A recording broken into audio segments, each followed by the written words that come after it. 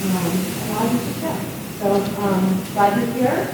At any time, you can see us with coffee, reference to alcohol, but that. I want to mention our sponsors, so Research Craft, Angela, is in Research Craft News, gracious enough to sponsor this series, so it's free for the public. So we're grateful for that. Today, I want to welcome our panelists. We've got Dr. Josh Moyer, Yale University professor and resident research scientist at the University of Institute. We've got marine scientist Christine DeSilva, who's the co-founder of Juice Robotics and recent URI Blue MBA graduate, and John Dodd, executive director of the Atlantic Shark Institute. Welcome, and thank you so much for being here. I'm really excited to hear about sharks during Shark Week. So I'm going to just turn it over to our panel and with the lights. And we want this to be interactive. We want you to feel like you can ask questions. Maybe before we even start, we could just kind of say our name and what we're trying to do while we're here. So we should name that. Yeah, my name's Atticus. I have a lot of jobs, so but I'm still working for Island Ventures. When I was Springboard, we do kayaks and other ventures. They've actually been getting a lot of questions about sharks recently, so I manipulated my boss. Awesome. All right, so the first person's P could be here. Okay. Son number 2. I'm on the opposite spectrum where I probably shouldn't be taking time from work, but I did it anyway. I work for the Navy,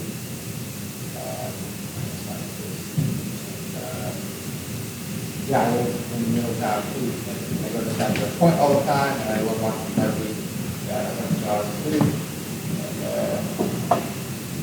Yeah, and I have some like other stuff other than like maybe progress I'm working on. So you're going to do scientists? This is work related. Because the Navy pioneers start research. Well, I went to the whatchamacallit, the whale museum, and they had something. Actually, my boss had a video there on some stuff about not putting the wrong town. I guess, but yeah. See what I put out my time card. For sure. I mean, the content that they're delivering, you're going to realize it's not just about thoughts. I mean, you're getting more, this is professional development. Well, I'm happy to be here either way. Yeah, well, I have vacation time. You said this is not just about jobs?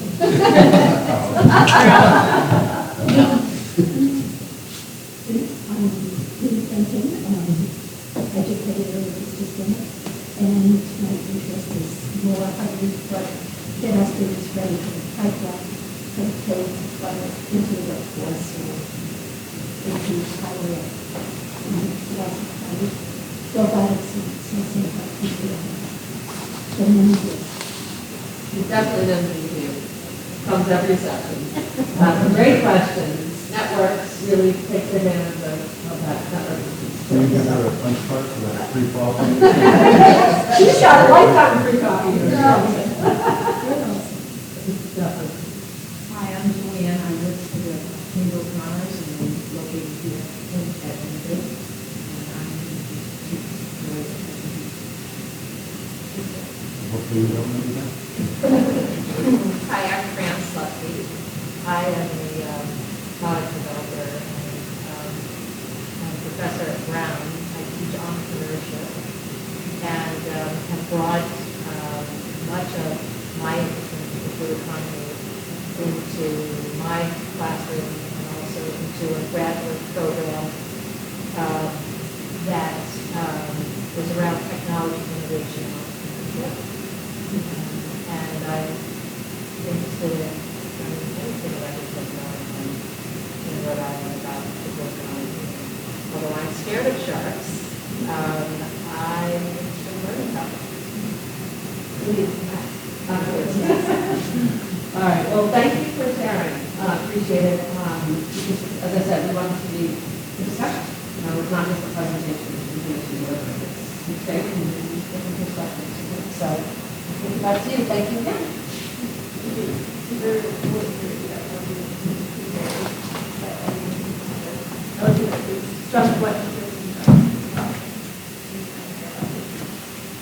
So I the first few slides that I had, I feel like we don't have the paper working right now, so kind of thinking that where are our introductions and we can do a little bit more in depth. Just because we're. We can go through those a little bit more in depth right now. You guys mentioned, my name is Christine. I, in 2015, got a major in biology and minor in marine science and art. I'm focusing on underwater photography at the University of Miami. And I just graduated from URI in UMBA. So that's a dual degree. It's a master's in business administration and in oceanography. And I'm trying to move to PhD, so we'll see what I want to talk. I also, as you mentioned, co-founded a company here in Middletown called Juice Robotics. We're democratizing ocean exploration with smaller, super rugged marine technology components.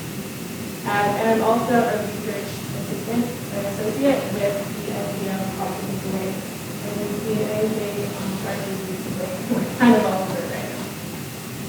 I'll let Josh introduce yourself.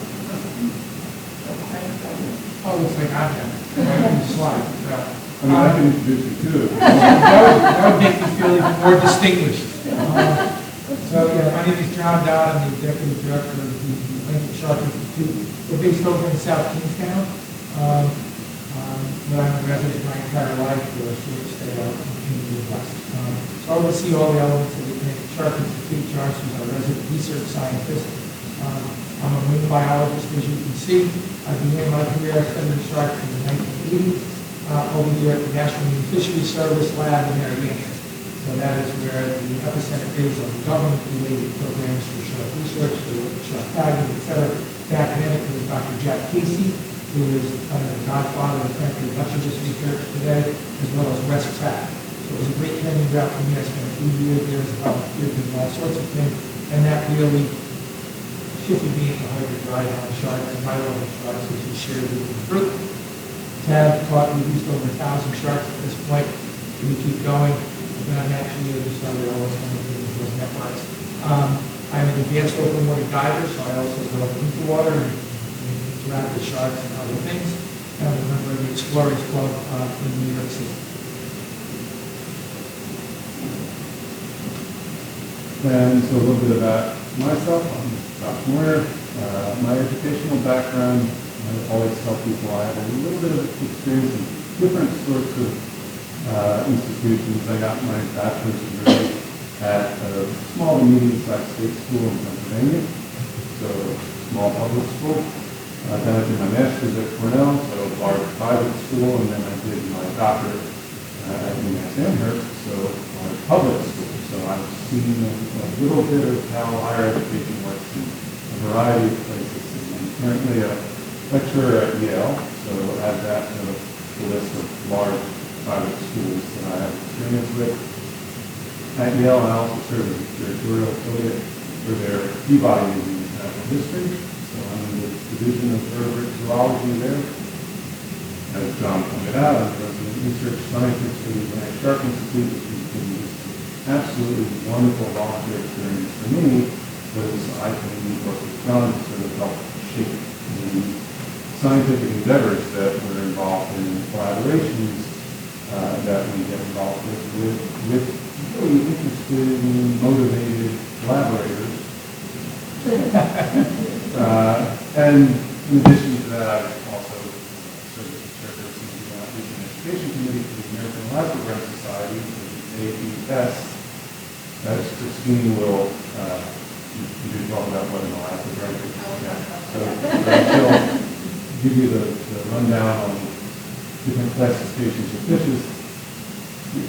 Spoiler alert, an elastic is basically the sharks, the skates, the rays. So the American Elastic Society is the professional association of shark nerds in the Americas. So not just the USA, but we have Canadian and Latin American members as well. So I'm on their ONU committee. And in a nutshell, my research focuses on ecological morphology, comparative anatomy, behavior of sharks and their relatives, and how that sort of fits into their evolutionary histories. Because ecology and evolution go together like two sides of the coin, right?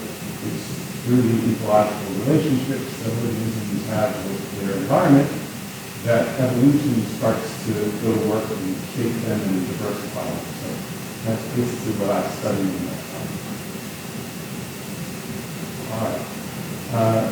A little bit more about my philosophy, my approach to shark research, and if you wouldn't mind playing the video there. I'm a big proponent of what I would call integrative biology. That is, this idea that nothing exists in a vacuum. There's no single way to look at anything in biology, right? No single method of exploration will show you everything that you need to see. So in this video, what I showed you was an osteological specimen, so you can do basic comparative anatomy with museum specimens. You can get into the histology and look at things like tissue layers in anatomical structures. You can visualize those things using really advanced visualization techniques like CT scanning. And all of that's great, but you have to contextualize it somehow. You have to put it in a big picture context. So you look at things like behavior and kinematics. You say, all right, now that we can describe the heck out of these anatomical structures, let's start to tease apart the history of how the animals use those structures, right? It's all well and good to have legs, but you want to use legs. You have teeth, you want to use teeth, right? So this is an approach that I use with sharks, but you can apply it to literally any organism on the planet. You have an anatomical set of machinery. How do you use it? How does that shape how you interact with your environment and how evolution goes to work on it? So there you go. That's going to be a recurring theme every time I open my mouth today. I'm going to be invoking this idea of how to look at things from different perspectives. Next slide.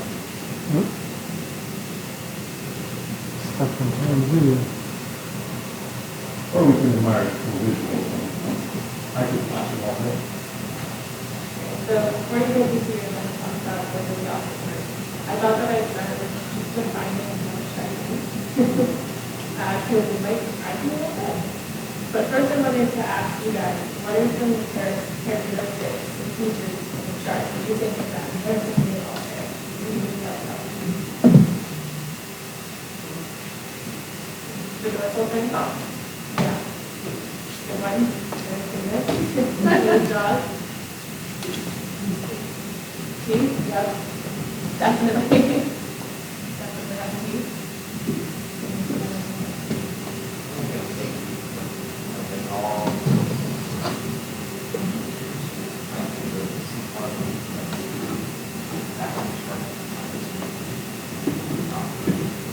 Yeah, you're jumping the gun on what I'm about to say. But yeah, you're totally right. They are all eaters. Full of vocabulary. Yeah, that's a great one. And you can see from the images I have up, they come in all shapes and sizes, such a diversity of sharks. And if you can go to the next slide, I'll talk a little bit about the little more in a little bit. This is what I got my dissertation. I think it's awesome. Josh is very excited right now. In that slide. So to get to fishes and animals that we have today, we start on the bottom left with Phylochordata. So these are animals that have endosperms and have a stiff rod on their body that gives them structure that doesn't necessarily mean that they have a backbone yet. From there, we've got animals with backbones, so like us, vertebrates. Then from there, animals showed up, but they didn't have jaws. Larger animals showed up at NACA, they didn't have jaws yet, and we still have some of those today. That's our high fish for fish. I think it's I love catfish. I like reading about it. Once you're covered in their slime, it's not bad. How do you touch it? Oh, I think that's it.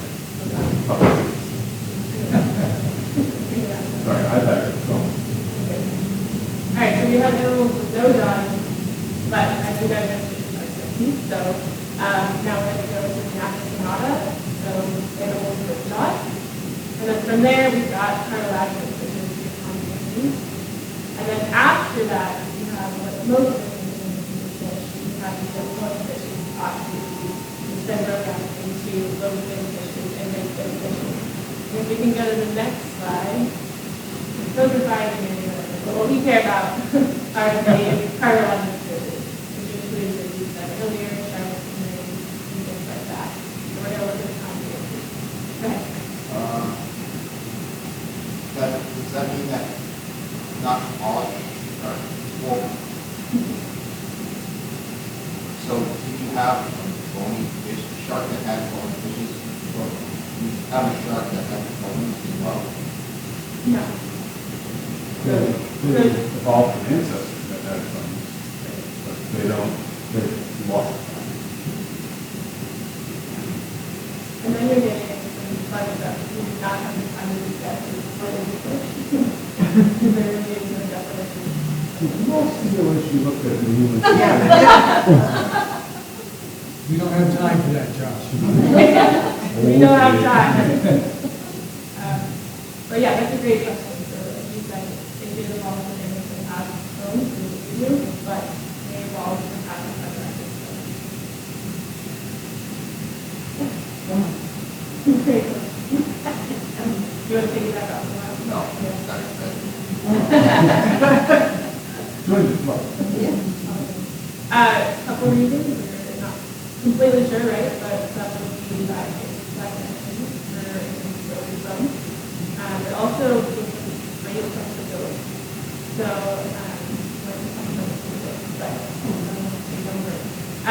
but if you think of a white shark or Russian shark, these guys in the body are very tight, they can really turn tight, and they're very flexible. So it makes them much better company as well.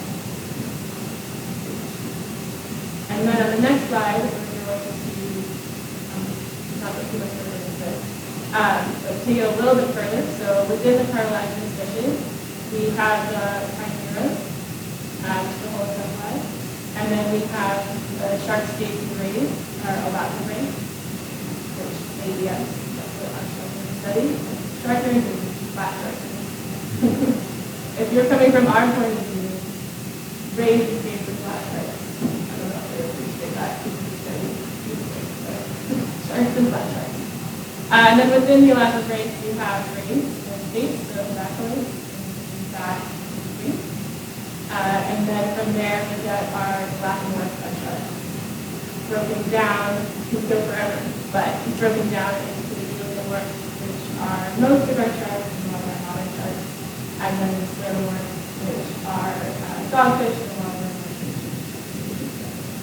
Before we leave this slide, I just want to point out the heliomorphic, that's a group of sharks, since there's a lot of what we think is the Hollywood sharks. Anybody know what the technical word is for pure sharks? Phobia. Oh, there you go. Here's your trivia. Oh, you got it? You got it over there? We can take a switch to the next slide. And then this slide is called common shark features. There is a ton of really cool diversity between all of our sharks. They have gills. So they have 5, or 6, or 7. The majority of the sharks are going to have 5. So we want to have 6, 7. These are especially they, unlike the rays, they're broken, biped, not deep to the head. They have really cool skin. They have these dermal testicles. So when you think of fish, straight back around here or something, and scales going to fall off and pretty similar to that would say. Sharks instead, most of them, have these scales, these placate scales that are very similar to fish. And so they're pretty rough if you take your hand and you take it from the head down to the tail. It's pretty smooth, which is really opposite direction to the sandpaper. And it's been used as sandpaper, so that's one of the swords for the sandpaper that we put off and stuff. Really cool skin. Many are apex predators, which we're talking about, but definitely not all of them are. And Another cool thing about them is their speed. Unlike us, where ours is embedded into our home, it's actually embedded into their stock. And they have this conveyor belt, so their speed is constantly being replaced, and that's like 5 minutes. They also have an asymmetrical scale. So usually the top mode is usually larger than the bottom mode. And I think we'll learn a little bit more about that soon. But looking at the phase scale will tell you where the shark lives and how fast it is moving. And then they have a lot of data senses like that. So smell, taste, sight, hearing. They also have a ladder on it, so you can sense moving pressure in the water.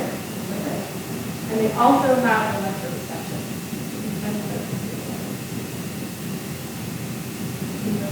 Which is why we put a GoPro in the water. Yeah. On a stick. The video sharks, they often come right up to the camera perfectly because they're attracted to it, and they're way up on Mars. But protective coverings around it because if you don't, you get scratched pretty quick by some shark that's decided to just do a little taste or usually the teeth explode. But you never admit to that. You always, when somebody asks, do you hold the camera? Yes, I will. If you get the gun was attached to a pole that you lowered it. Did you get that video? Yes, I did get that.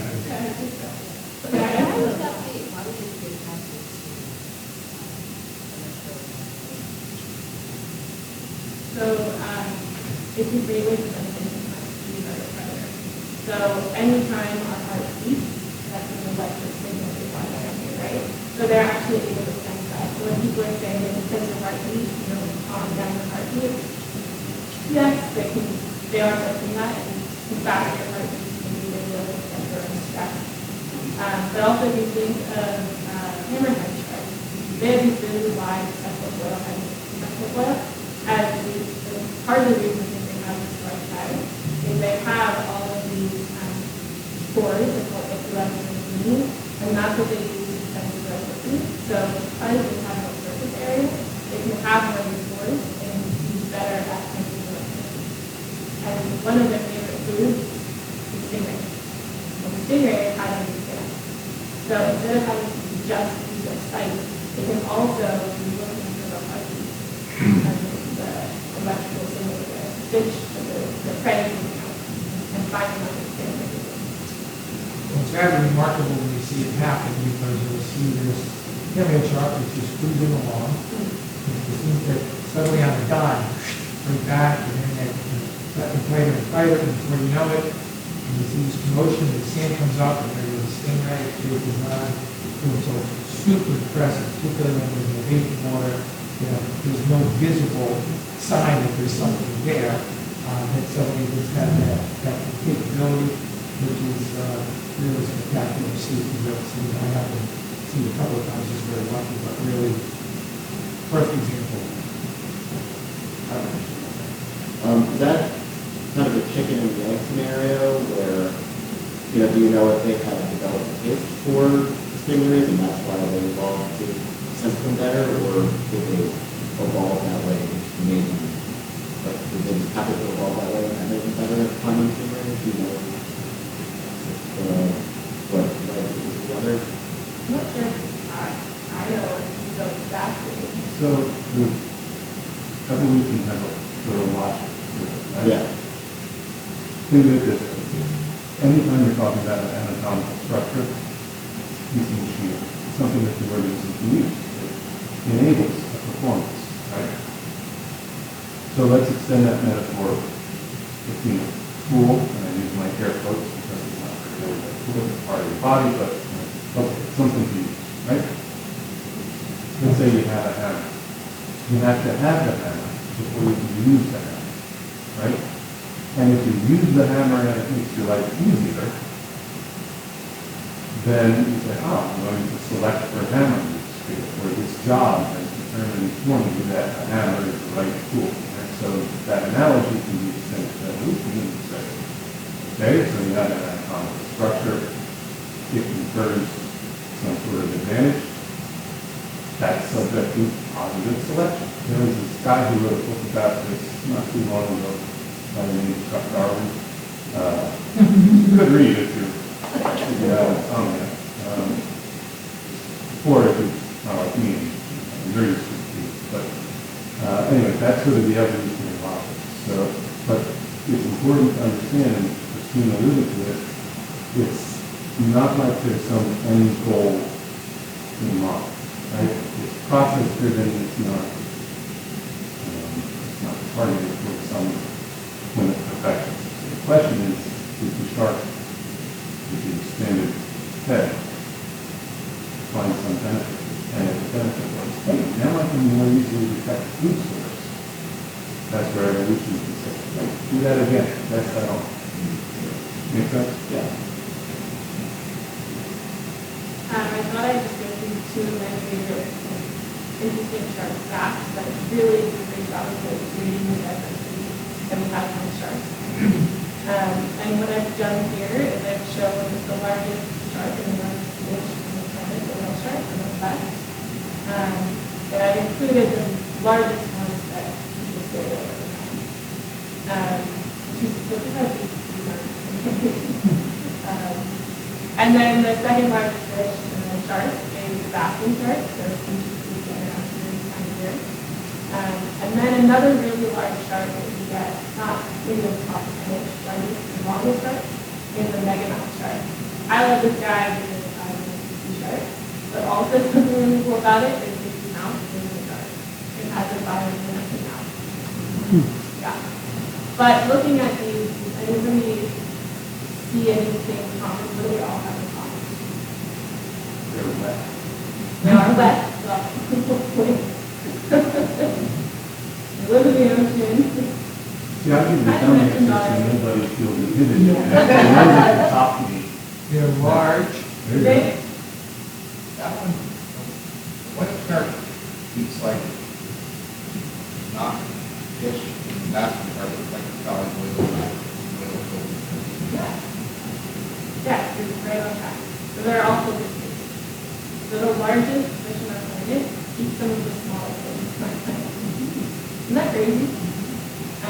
And a study came out here last year that kind of blew my mind. For whale sharks, if you think about it, you're looking at how the basket shark is eating, and it's got the mouth open, and it's kind of going along, and they can't be super selective in what they want their mouth open and they can have it. And sometimes they're going to swallow and they're not spitting the seeds up. So what they're actually doing is they're digesting it and taking nutrients out of it. So these are omnivores. The second species of the So just looking at these three different sharks is so much going on. And then on the next slide, we've also been shown the sharks have best friends. This has been shown in lemon sharks and probably in other species as well. So they tend, when they're especially younger, they tend to try and hang out with sharks that are about the same size. This is for protection, so a larger one can eat them, and they can kind of work together to watch out for predators. But they also found on top of that, when they kept them together, over time, in the next few years, they actually selected hang out with exactly the shark that they were to us. So, a lot of people think a shark is remove one-off jaws, one white shark that goes crazy. That's not the case at all. There are many social species, and there are many species that can school and come together. So this isn't just in protection, this is outlaw. So hopefully that has been provided a bit of view of what a shark is and why I think it's awesome. So I'm going to hand it over now to Josh. About shaping the ball. Next slide, please. Okay. So this is sort of a silly slide, but I think it drives the point home.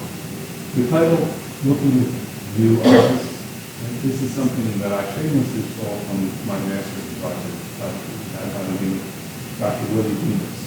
So Willie loved to teach comparative anatomy, vertebrate anatomy, and ichthyology, and he and I developed multiple shark courses together. One of which being this course, shameless plug here, Shark MOOC, MOOC, Massive Open Online Course.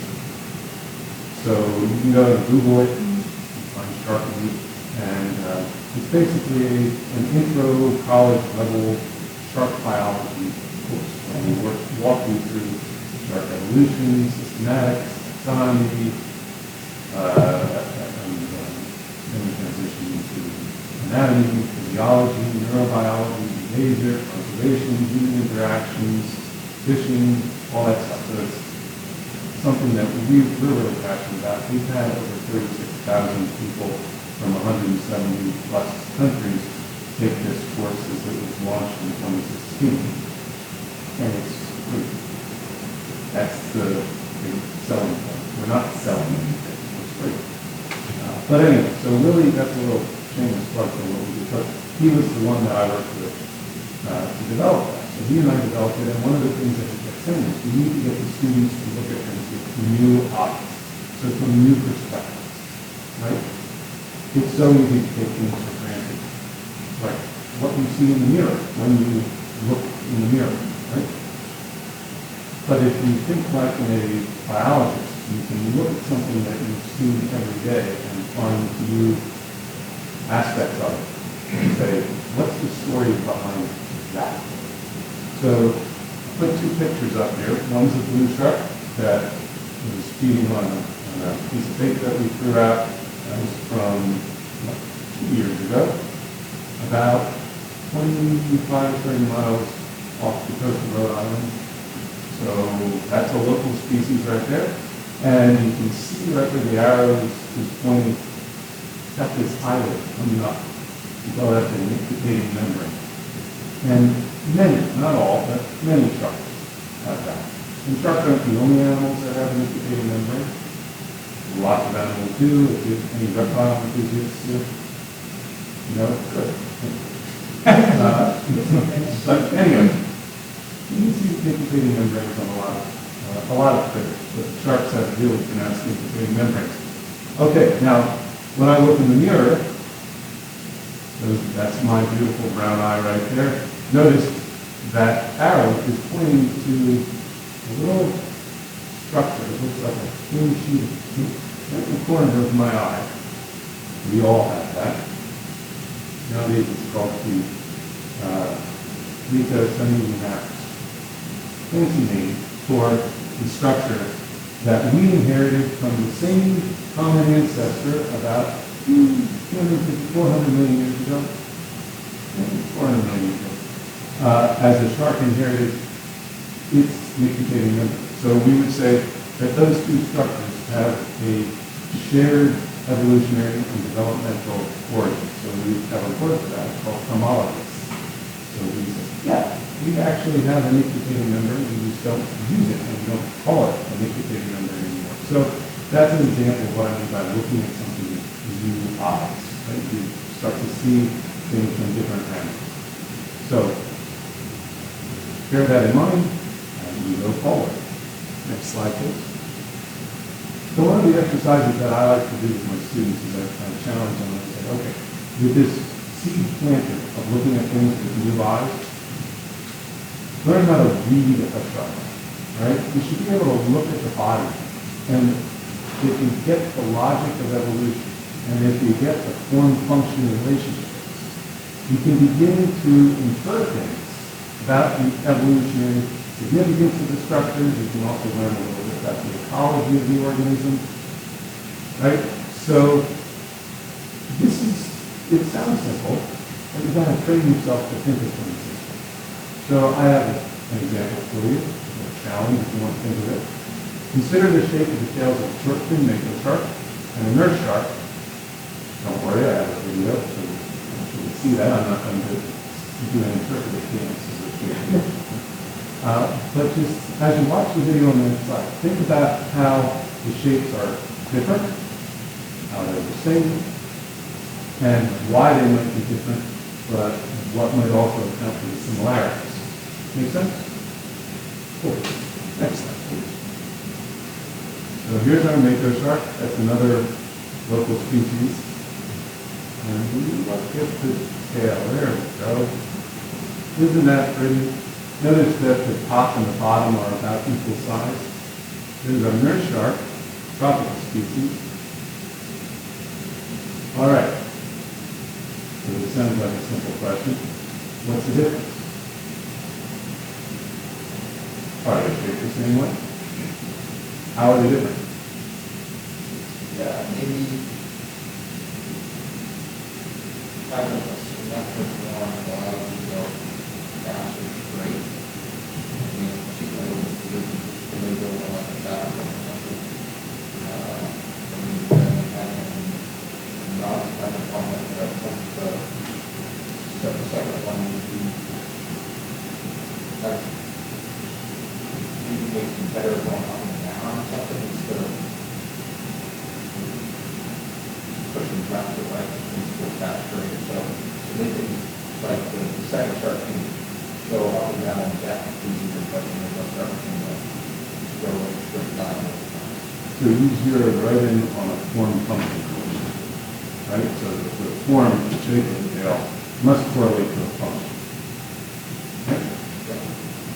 And what you said about the Mako, you're spot on. If you have this fairly rigid, almost symmetrical tail, right? This is great. You see this in a lot of fast start precedents, right? And John, what model car do you like when you make up in the Ferrari? I do. The Ferrari, yeah. Ferrari is probably the start. I'm not a gearhead. What's the acceleration on Ferrari 0 to 60 and what? Yeah.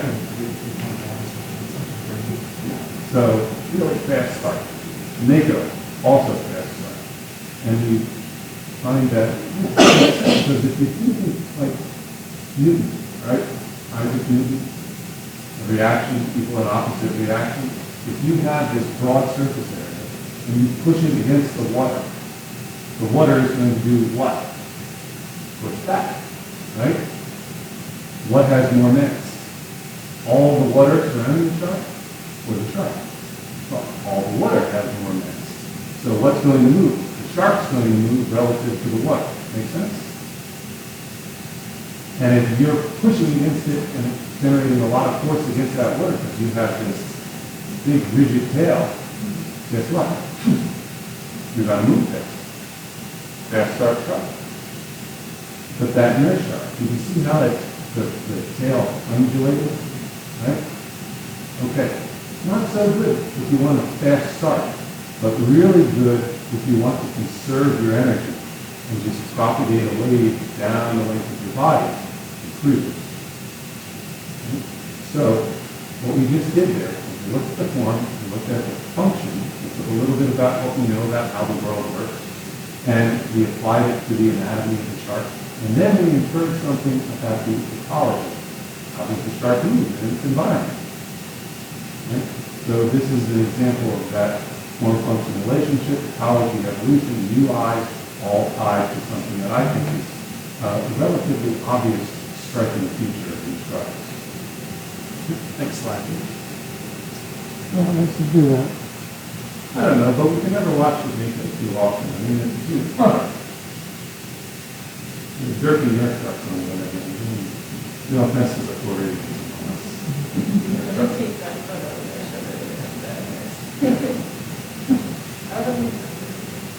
All right, so you can look at the external features of the shark. I always say look at the fins, that tells you an awful lot, but you can also think about the muscles too, right? You look at the structures, but what powers the structure? So understanding the anatomy and the physiology, also that gives, that's a fun little fact about me. I'm a terrible proof reader. So forgive me about that. But it gives you a new understanding and appreciation of structures that you might take for granted. So, for example, anybody ever go to the supermarket, look at the salmon fillets, right? You notice how the muscles are arranged in a zigzag pattern? Sharks have that too. Anybody ever stop to ask why? Yeah, this is why it's no fun going to the grocery store with you, because I stop and I ask these questions. But again, the answer is a form-function relationship. So if you look at the zigzag, okay, of the trunk muscles of the shark, you can see that the muscles actually are in compartments. We call those myosepta, myo referring to muscle, septa, like dividing lines, right? So the myosepta divide myomeres, which are the muscle segments. Okay, so what you get is this zigzag pattern. And if you look at one myomere, you see that the muscle actually extends that zigzag pattern and it folds and inserts underneath the myomere ahead of it. Make sense? Everybody see what I'm, okay. Why might that be beneficial? Well, you've seen videos now of how sharks move. You think that jerky movements in the water would help you? No, not really.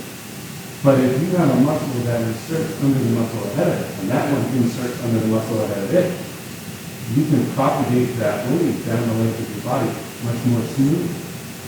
And a fun fact about these muscles, they attach to the underside of the skin.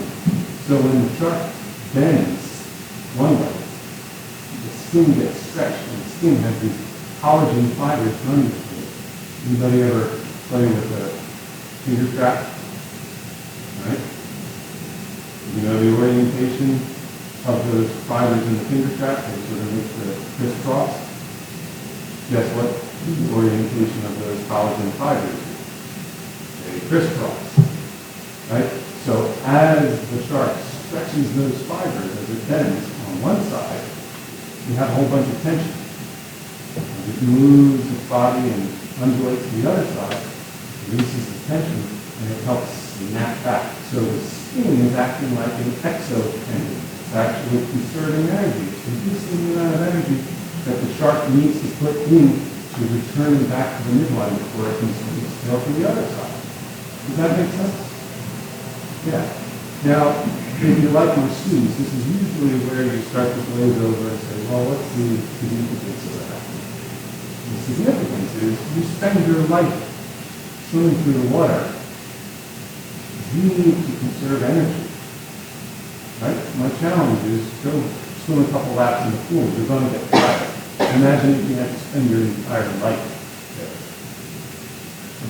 So if you have these adaptations, you can conserve energy. So this is an example of sort of an internal form-function relationship, looking at the muscle. Next one, please.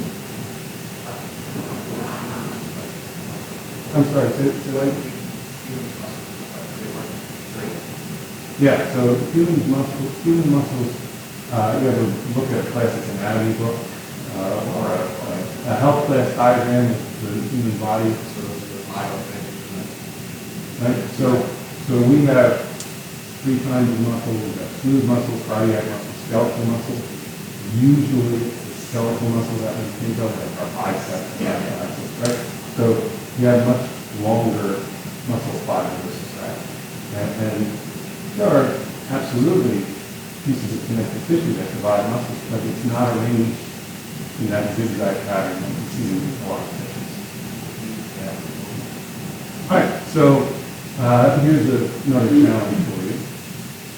You mind playing the video? Here's one of our lap sharks. That's a southern stingray. Just watch him, observe. Okay.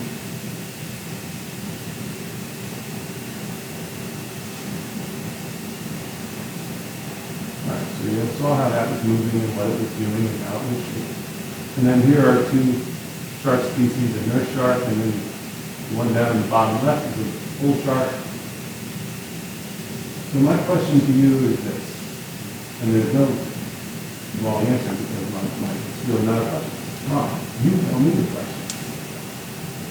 Looking at that, what's the question that you have, and what's your hypothesis, what's your explanation? You observe the difference, I would hope. You notice that there are some differences between those sharks, right? What's the difference that you notice, and why do you think it might be? This is that new eye. Now that I've primed you, and I've said, hey, look, think in terms of form-function relationships and ecology. What's the form-function relationship that you might observe there?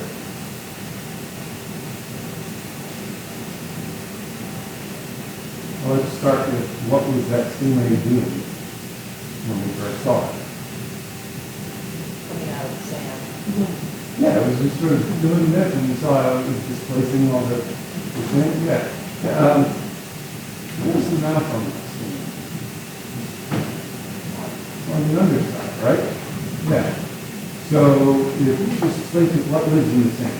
Well, sometimes small fish will bury in the sand, worms, invertebrates, right? Shellfish. So if you're displacing sand by doing that, what might you find? Food, right? Yeah, okay, so that's a behavioral observation. You didn't see the sharks doing that. Okay? Something else. What's another difference? What's another observation? What's something that you looked at and just went, oh, that's cool. Stingrays have the mobility is related to their body. Yeah, totally different locomotive style. Yeah, absolutely. They weren't undulating their tail. Right? That one was passing a little wave down its roll. Yeah, undulation versus oscillation. Absolutely. Yeah. Okay, I think I've made my point. New ops. And so when Christine talks about the deep sea shark, I'll talk about the belt systems. And John talks about the acoustic array of receivers, which I'm sure you're going to talk about. One of the reasons why I like working with people like this is because the technologies and the applications that they bring to the study of sharks, each one of those is essentially giving you new eyes, new ways to look at the natural phenomenon. Next slide, please. So moving beyond that form-function relationship and saying, okay, we can talk about interactions now with the fluids around them and how they move. Let's link it back to something bigger, right? So let's talk about behavior. And a key component of linking anatomy, physiology, with ecology and evolution is thinking, okay, well, hey, you got the anatomical machinery, how do you use it? What's the behavior? So an example of how you can link behavior with anatomy and physiology is seen right here. Right? Juvenile white shark. We have a juvenile white shark on the left, and I gave you a little diagram. Perfect, thank you. So I gave you some diagrams here. Now, these guys are cross-sections of the body musculature, so the head would be coming out of the screen at you, and the tail would be going back into the screen, and we cut the shark. So this is a fresher shark. This is a floor beagle shark. Both of these you can find freshers, you can find floor beagles in New England and Rhode Island water. And you'll notice right in here there's a thick chunk of red muscle.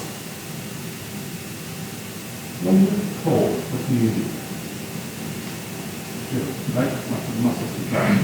Muscles are great for generating heat. You have this big core of red muscle. You have a great little warming source of warmth in your body, in your core.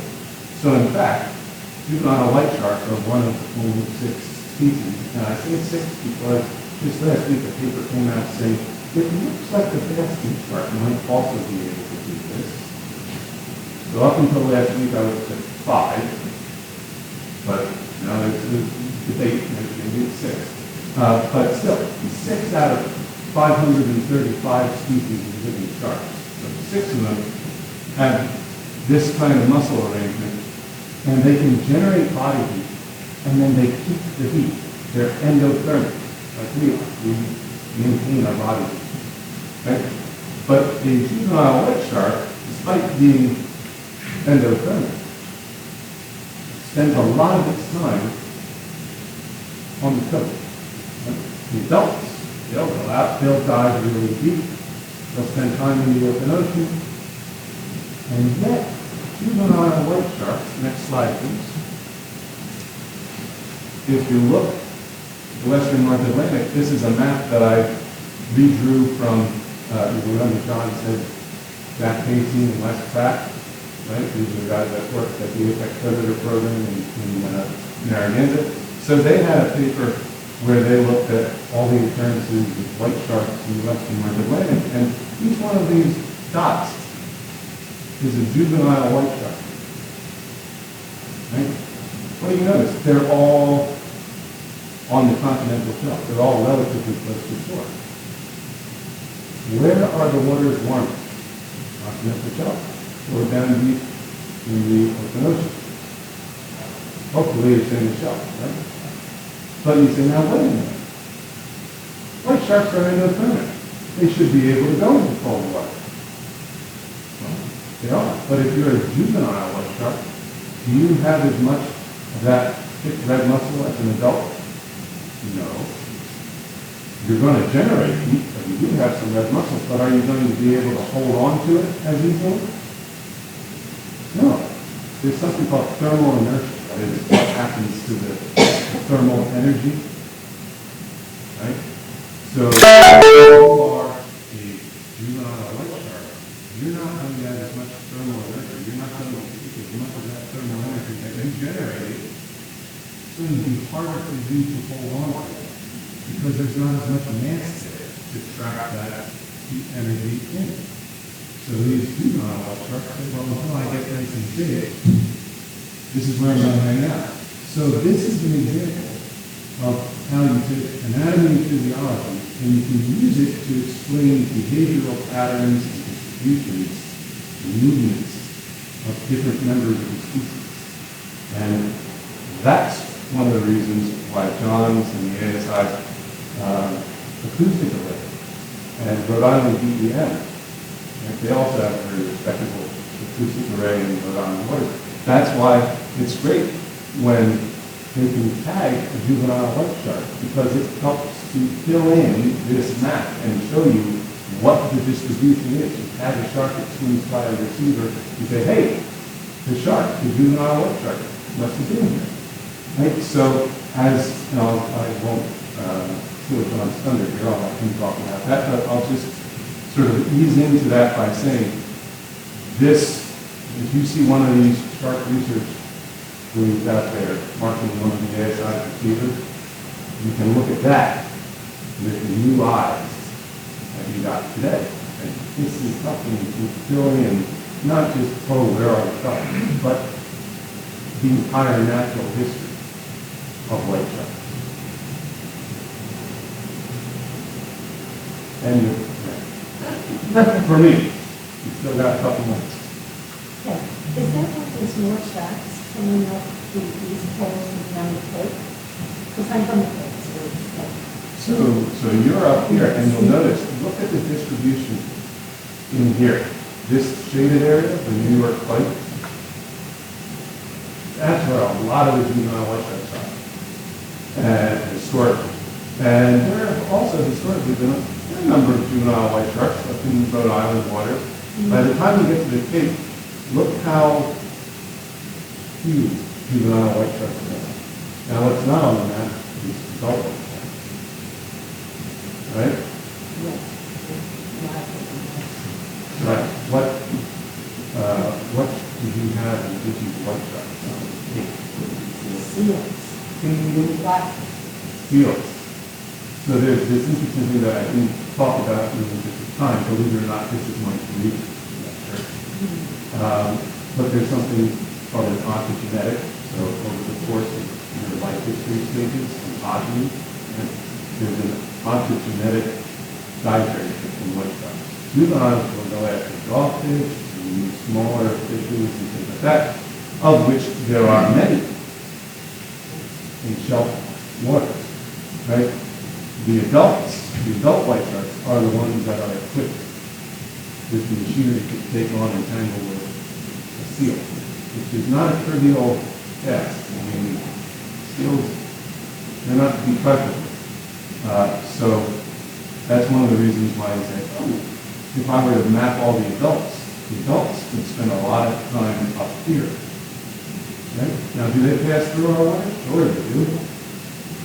But do the juveniles go up and hang out with the adults. Well, you know, I mean, your snack size, why would you do that? Right?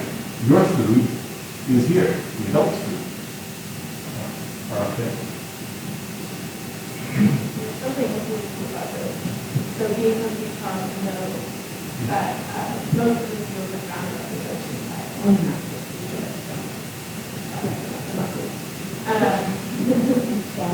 And Chatham, I'm from Chatham. Yeah. So, and you know that all of the juveniles in Utah in the day, we are the juveniles. So the larger sharks are found out on the ocean side, and that's where the large and bigger. And on the inside, you still get lots of white sharks, but they tend to be the smaller ones, and there's a lot of fishermen out there. I've seen it, where they're seeing the white sharks going for schools of striper and sea fish, and not the seals. So most of the food that those sharks are eating on sea is fish, and not seals. Then we come to be caught, struggle on the line, the ladder line we talked about earlier, not to wait a second. Takes a peek and it's a race between the fishermen trying to get the bass in the boat versus the shark that's an easy meal and they've already done 90% of the work. Oh, there you go. You see them actually big pond fish, so there won't be much in the line, you'll see them being in the school paper. It's very cool. These are the smaller ones. All right, next slide. Okay, so we'll move through this pretty quick. You can go to the next slide if you don't mind. So the Atlantic Shark Institute, a nonprofit from here in South Kingstown, 100% relying on donors and funding. You probably saw, maybe you've seen the license plate that came out. That would be a nice addition to us in terms of that funding for the Atlantic Shark Institute. Our goal, as you can see in bold, pressing questions concerning biology, survival, sustainability of sharks in the North Atlantic. So we're all about what can we do that might be new, additive, innovative, right? If someone came up and said, hey, can you tell us if there's blue sharks? Let's do a study to find out if there's blue sharks in New England. Well, we know there are blue sharks in New England. So let's not really start climbing on what we're doing.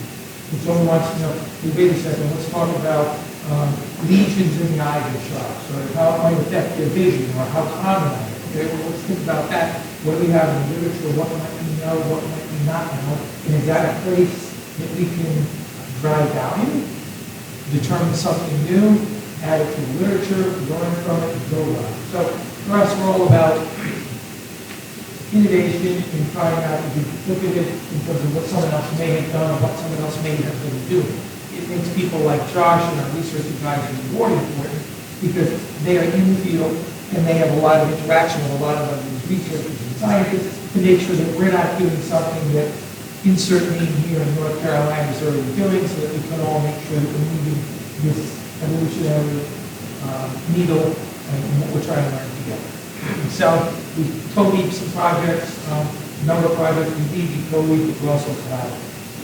So why is all of this work we've been talking about important? Well, a lot of shark species are important, not all. So it's qualified. But a lot are. It's estimated more than 100 million sharks are killed every year. Some people think it's 200 million, some people think it's 250 million. Whatever the number is for many of those species, it can be simply too many. When you start learning about sharks, the mako shark that Josh showed earlier, poison shark, we love that shark. If you go back a few years ago, a little ambiguous in terms of their sense it might reproduce, a female mako might reproduce at 10 years, and then 12 years, and then 14 years. Now we know it's a little over 20 years old before that mako female reproduces. So in the time we've been chatting, I'm 61, if the mako was born, a female, when I'm 82, she can replace herself. Big wait a second. You know the hooks are out there, you know the predators are out there. So a lot of these sharks are slow growing, slow maturing, don't have a lot of young, not a good combination. And these apex predators are critical to keeping our oceans warm. Josh described a little bit of that, and Steve did as well. If you take out the apex predator of the ocean, you've got these other things, a lot of different descriptions, different tiers, however you want to describe it, in a layman's perspective. You suddenly have this imbalance.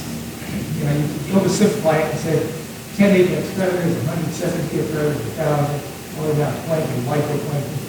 it turns the entire thing upside down. Very, very intricate balance, and we can talk a lot about that for a while. So, we're serious about the work we do. It's important work we do. A lot of these sharks are in trouble, and like you like to say, shark health is ocean health, and ocean health is our health. Next slide. So, what species do we study here at the Atlantic Shark Institute? Great white, what we call the white shark. It's also great white, so we call it great white. For the slide. Great white, mako, blue shark, common thresher, sport eagle, blackbooks, and spinach. The common denominator here is if you look at the IUCN, that's the International Union for the Conservation of Nature. The other ones that do kind of the worldwide assessment. The worldwide assessment on these sharks, and every one of them, their population is declining. If you look at it, you can see our friend the white shark is vulnerable worldwide, critically endangered in Europe and the Mediterranean. And you can go down through each of those and read what's going on. In every case, their population is worse than it was 10 years ago, sometimes significantly worse than it was 20 years ago.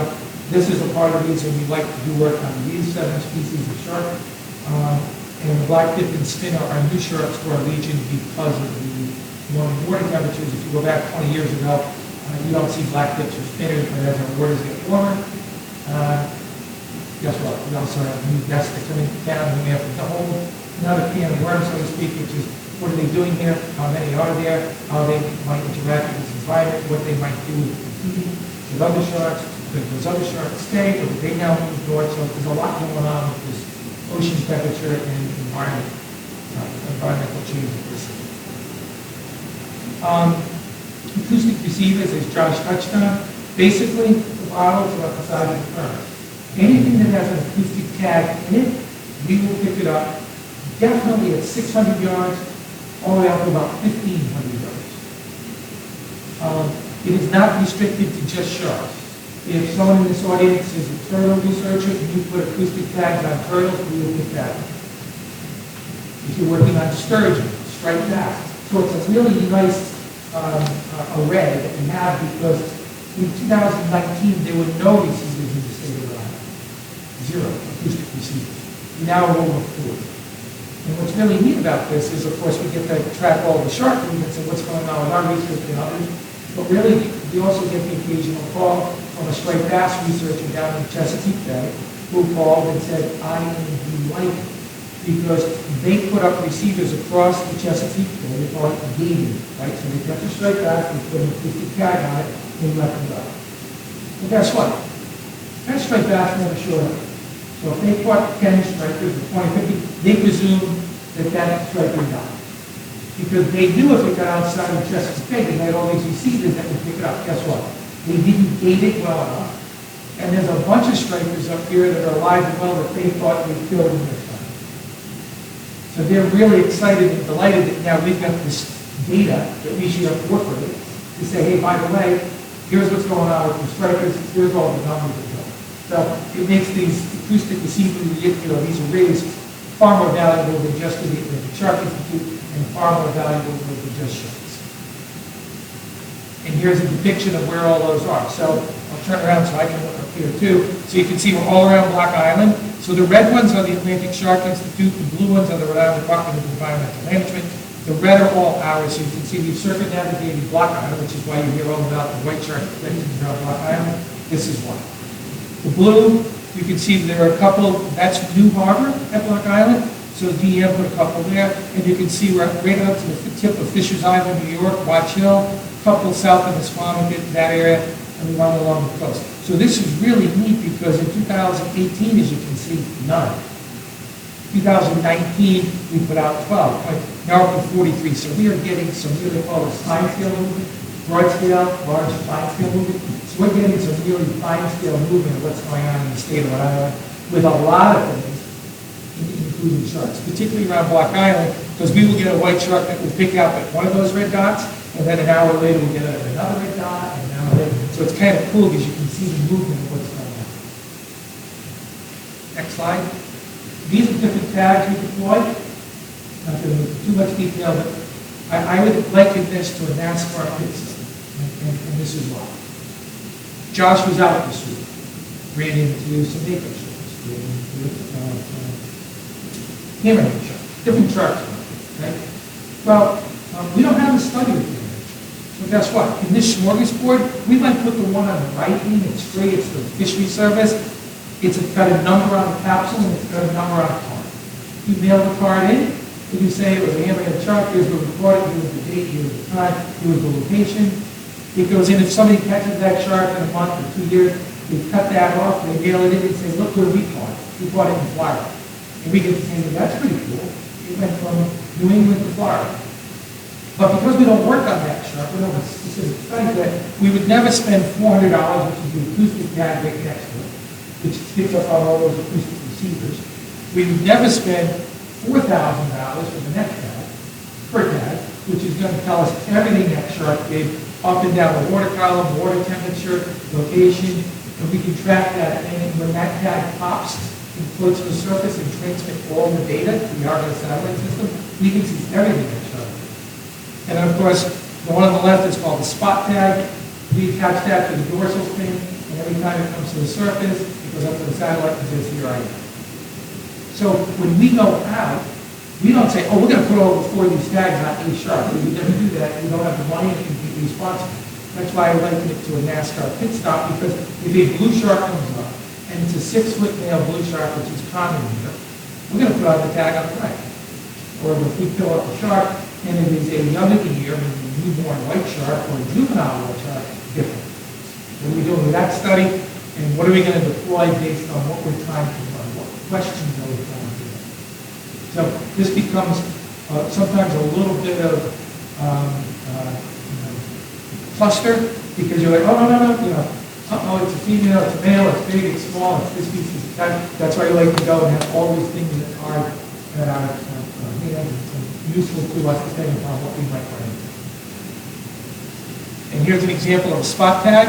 We deployed 3 spot tags, and this will just give you an example of how that might be viewed. This is the one that's attached to the dorsal. Every time we broke the surface, it gives us a ping, and we can track each other. So it's kind of fun. What's nice about the spot tag is the spot tag is the satellite.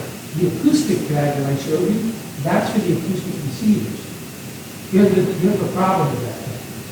If those sharks stay along the continental shelf and right along the coast, up and down the United States and Canada, we can get a pretty good sense of what that shark's doing because they go by so many receivers. If we put that tag in a shark and swims out in the middle of the Atlantic Ocean and never comes back, we may never see it. This tag allows us to do it. Because this doesn't rely on an acoustic receiver, this relies on the satellite. And so we have it creates a surface, so we might put both tags. We can have it doing. So we can also see everything we do acoustically underneath the water as well as down the rivers. Here, Christine's heart. This is our sample of a bro. Fancy name, as you can see, from a big underwater video system. So our version, and by the way, if there are 1,000 grubs, there's 1,000 versions. We have found out. This is grub version 3. Bait goes in that cage. A GoPro gets attached to that bar. Top button. Gets attached right there. So we get a full view. We put weights in each of these. We put a rope on here. It goes to the surface to a buoy. We go off. We put this in the water. And guess what? Anything that smells that fish, that scent that might be downstream, so to speak, will come up and investigate, and we get 2.7K video for an hour and 5 minutes. So 5 minutes for it to settle, and then 1 hour of video. And then we pull it back up. We have 3 of these, and we'll move the 3 of them simultaneously and move them. So we'll get 6 hours of video each time we go out. We got 6 hours on Monday, 6 hours on Tuesday at 5. We'll come back, we upload it to a shared database, and now we can review and assess what we're seeing. Species, number, or variety. So there's your. So this goes to, hey John, what happens if you don't catch a shark? What happens if you don't? What do you do then? Oh, there's another method for us to see what's going on that hasn't been caught. And here's an example of that. That's just a freeze frame, but that's a dogfish shark coming up to our bait, and you can see the dogfish in the background. And it's kind of like watching, a really cool video. And what's neat is you're not in there as a person, so you don't disturb them, and you can watch what everybody does, and you see really funny things going on. Next slide. If John wasn't running a nonprofit, I'd say you should market it as screensavers. Yeah, there you go. As I said, this is brief. We do an hour and a half on this whole thing. We do it in tag. We share the tags with everybody. We share our methodology. We bring the fish rods. We bring the tags. There's a whole bunch of things, but this is like truncated 10 minutes. So how can you help? Shark advocate, financial support, research volunteers, vote owners. We're always looking for vote owners. The big issue that researchers have, Christine, Josh, and others, is it's very expensive to get out of the water. You know, $2,000 a day, basically. You want to charter a boat and want to take you out and fish all day. We have 20 boat owners that will do that for free. We just have to have an approved study for that. And if we have an approved study, that's how Josh got introduced to the Shark Institute as a PhD student. Josh now does his work. We do papers and research and so forth. Christine said earlier she's got a master's thinking about PhD work. So we partner with a PhD student now, and we basically give them access to these boat owners, and we say, hey, I'll take you out. We make sure we vet them, etc. So it's a big part of our model, which is how do we use blue economy, how do we get people to get out and do research and get it done in a time and place when they really could afford to do this. One more slide. What are your shark plate? That's again part of my other one. You just flip on that. This is our new shark plate for the state of Rhode Island. Super popular, kind of crazy. I think I have one more slide, which is just there you go. So there's our web, there's our Instagram, there's our Facebook, and that's me with a really small lecture. I hope that helps. I hope it's quick, but and you can see all of our projects, which are going to go at makeitsharkinstitute.org. And it's kind of fun. We post once a week, and we like it to be educational. We don't want to kill people with too much detail. And because we have almost 15,000 followers in a couple of accounts, we just like to educate people about what we're doing, why it's important, and we hope, and so far we seem pretty well, and people enjoy it, so we keep doing it. And that's it for me. That's awesome. I don't do a whole lot of work here in New England, not anymore, so it's really exciting for me being from here. I'm relatively new to Rhode Island, not that much new, but here it's more work in my country. So now I'm going to take you guys to a slightly different environment. What's showing right now is a Windows 6 film, a tracking camera that we built in Indonesia. I want to start with that. That's like one of my favorites. Can I add something on that real quick? I was just on, Josh and I was just on Shark Week this week on Monday night, same night Christine was. I was on at 9 o'clock, she was on at 10 o'clock. But we went down to Bermuda with Portugal sharks who disappeared. But for the first time I got a chance to fish with these 6 gills. We want to demonstrate they were here. And they're fishing at 2,500 feet down. And you're using a bucket with concrete in it.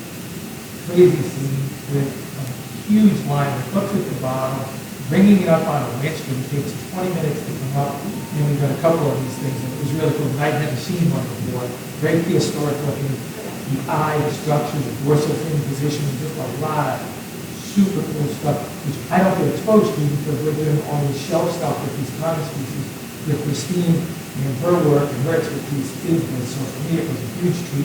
And no one on the boat that went had ever seen one before, even though everyone had been involved in this work in shark research for a long time. So it's really cool. That's awesome. Yeah, we have worked with different projects. Yeah. And those people were part of this actually. So we're doing studies and very similar work to now. Dropping the cameras, and I'll talk about that a little bit more in a second. Dropping the cameras in different areas, basically doing a survey around the island, and then that was used to inform the UK government, and they want to protect about 60% of the waters in a lot of their territory. And so we're able to say this area has a higher abundance of fishing, this area has more biodiversity, this area we can protect as opposed to other places about fishing. And they're thinking about starting to allow a real scale fishery there. So we're hoping that our research pull people through the wrong way to show them where they are. But we go back and do it like it should not be. First, I wanted to go through why did I get into the deep sea. My background is in a lot of what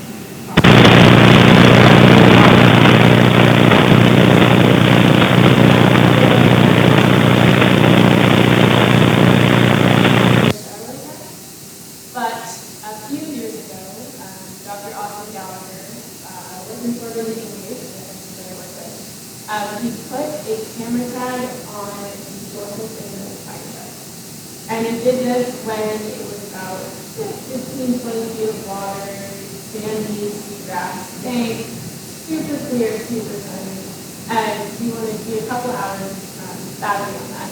And we kind of assumed the shark would stay relatively shallow, stay in similar environment. We thought maybe it would be awesome for celebration to eat. But that's not what we got. We got something very surprising. We actually saw the shark hang around on the shelf for a little bit, then go over the shelf and die, which was super surprising. And so what you're seeing right now actually is footage from that camp. And you're seeing red that's not actually red stuck in the water, there's a red light on the camera. And so the person is stuck in the water. So we know that sharks make these dives, but I hadn't actually seen it before. And that really got me wondering, okay, what can I do when the camera's on? And two, what is the shark doing? Why is she making these dives? Is there food down there? Is there food to make? I don't know. And so a couple years after that, in 2020, right before COVID, we went back to the Bahamas to film shark week. And we wanted to see if we could find one of these tiger sharks down the beach, trying to figure out what it's doing. We weren't successful. We didn't really find it. But it's definitely really good back. But what was super successful for me, at least, on that project was I met a professor at the University of Rhode Island, Dr. Brennan Phillips. You go to the next slide.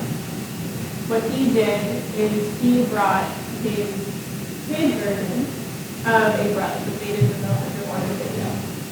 So your guys' I think they're rated to 75 feet. 75 feet. This is rated to 3,000 meters. A little different. Yeah. And when he brought them, we used them for the show, and they were prototypes.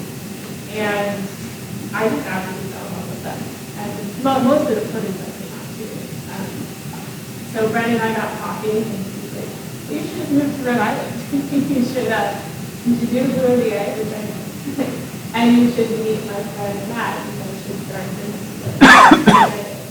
So from that, Matt and I founded a company 5 years from here called Juice Robotics. And we're taking the way that Brennan designed the camera system and bringing it to lots of other products. So they're not full of air, so unlike the Titan, you won't be able to float. They're extremely pressure tolerant and rugged for that reason. And this whole system and everything we developed, as you mentioned, scientists having big problem with energy being so expensive, especially in the marine world, is far more affordable. It breaks down, I can put it in my suitcase, and I can go to any country, roll it off the plane, and put it together on the boat. So it's been really great as a business idea, but then also as the end user myself, I had a blast using them. And we have been using them and then just use them on property. So if you want to go watch English streams in the world, I brought them to South Africa and dropped them for a month. And we got some really, really cool things. So not just and that animation is actually used in the second show. Explaining the whole thing. Great commercial for us. And what's really interesting from the perspective of others in the industry, directors in the industry, is that you can imagine what this is seen. If you go back a few years ago, this was the deep sea submersible Alvin and these other things that people are peering out of a little hole, and the lights on, and going, holy cow, come look at this, they're videoing it, and they're cold in there. And, you know, and now that 3,000 meters, I mean, crazy, almost 2 miles, you can, you know, drop this thing down and get this high definite and bring it back up and look at it. And Christine can roll in and out of an airport versus the other thing was 50 tons and it was $10 million to ship, and get it on a ship and then go out, and now to an airport, you pull this stuff out, and then take a look, pull video up and say, what is this? And if everybody said, that is the first time I've ever seen it. So I'm curious about your business model and who you're selling to. Yeah. So we started out selling to FTE and got our network. So we actually started, but we started out selling just cameras and lights as opposed to the full system, the drug system. Now that's one of our products. We have hundreds of those out on our display albums, like our really high in Hawaii and lots of other places. And started, like I said, that, but we're really moving into is commercial and working with other established companies like Capcom around here that need their tech to be more rugged and need their tech to be also able to group and working with them to create products and so design. And then of course there's well, that's a longer story.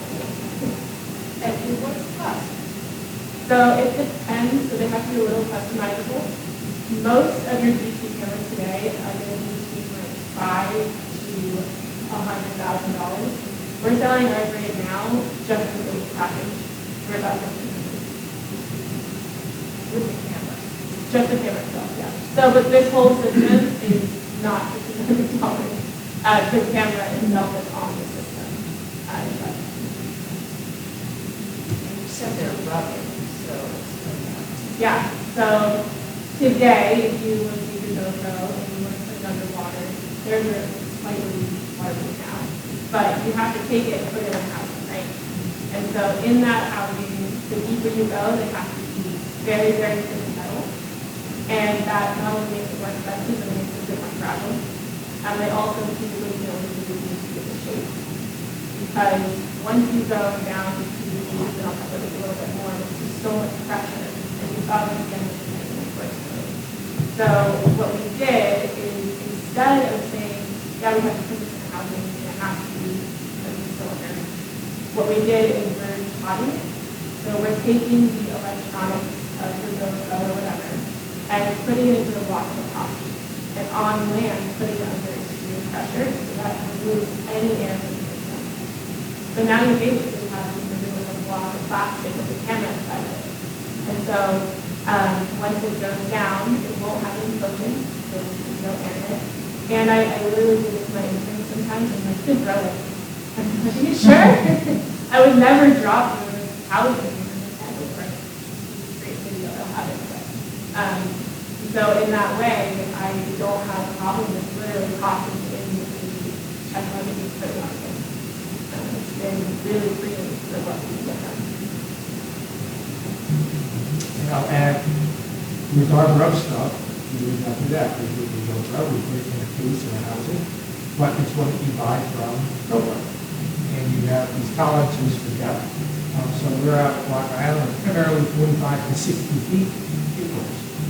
But if we want to go to 100 and deeper, contact because it's just simply won't withstand pressure, it'll leak, just try to go up, et cetera, which is where these guys can really perhaps a little beach and talk about something.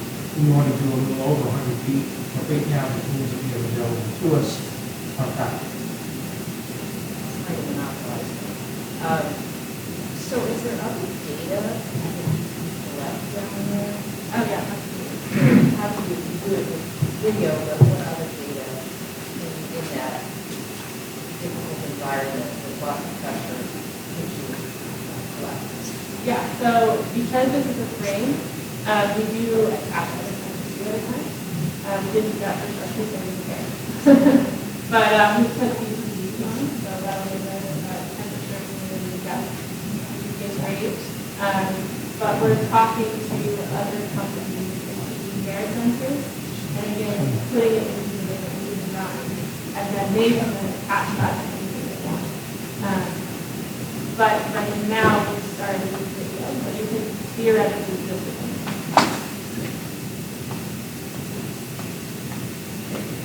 So we know what the breads are, we know why science is like you can go to the next slide. And so as though a biologist, a lot of people say in the street, you have to do something. Well, we can actually turn that into data. And that's why we have and myself, I literally have a trend on my thinking that because I watch so much stuff. So the battery lasts 6 to 7 hours depending on how the temperature down there. And I have to literally watch every single frame. And every single time a fish or some animal comes into the frame, there it is. This is the time it is. This is the season.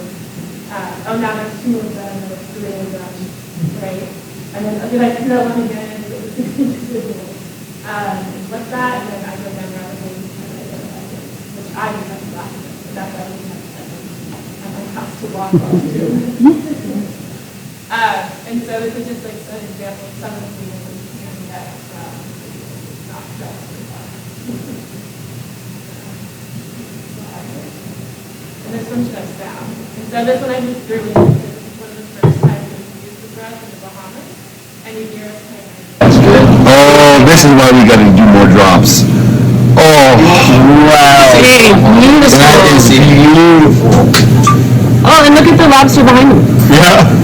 Just kind of hanging out. Drop cameras are the best. That's what we do at night. Literally, if I like looking down, we're on the boat, we're doing things dinner and then watching the you go to the next slide. So I just wanted to explain, I made a deep sleep, but I frankly a little bit ago, I didn't really have a concept of what that actually meant. So if we look at Earth as a whole, over 70% of our planet is covered in ocean, and 92% of that is considered to be deeper than 200 meters. I think it's something like 75% of our community, so the part of the ocean like the United States people, is deeper than 1,000 meters. And yet we know there's nothing about it. So that's important from a biological and conservation standpoint, but also the needs of the functionality that's important for the person. And so with these grubs, we're trying to raise this number of it's actually far less than 20% of people that we're actually using this one. So that's the scale of what we're looking at. And at least for humans and what we try to build, it's really a comfortable environment. There's extreme pressure down there, as you all saw especially. Very cold temperatures. It can, once you're down there, it can be about 4 degrees Celsius. And there's little really no sunlight at all. There is sunlight that animals generate, so bioluminescence, but there's no light coming from the sun. And then from an animal standpoint, there's also far less food. So there's a lot more life on the surface. And in general, a lot of them will be only eating what trickles down to the bottom. And that's the basic biology. So that means, back to the top, the sharks that are living down there have to have some pretty interesting adaptations. So let's do it first. Because what we're going to do now is talk about Super. And I'll talk over it a little bit, but you guys can point out what you're seeing. So what does the tail look like? Why does it look like that? How do the eyes look? How is this animal moving? And we can just kind of have a discussion and walk some of the stuff with that. So this is a sulfur chart that we got in Bahamas about 800 years.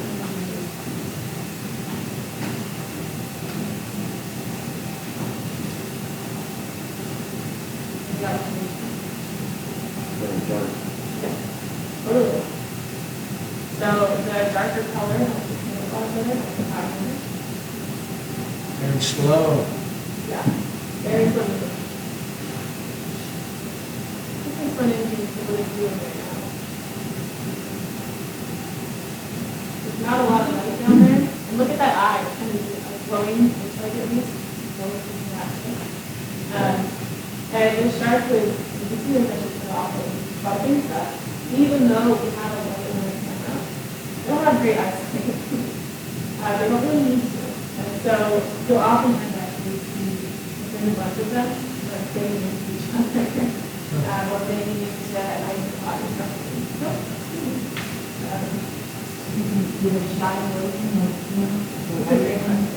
Yeah, so when we drop the camera, we are adding non-graphical environment, actually, and sound, video, electronic, we talked about earlier, and so the basic web capture. So what we do is when it gets down into the floor, we don't have the first 5 minutes, and we get to settle it. But then on top of that, what we found is one of the really key is basically when the first one shows up. So how long does it take for them to also settle in the environment, how long does it take to find the event, and then decide, okay, it is worth me going to the light to get this. So that's usually actually about an hour. So the first hour of me walking the jungle is very light. Well, why did you didn't seem to be interested in the bait at all?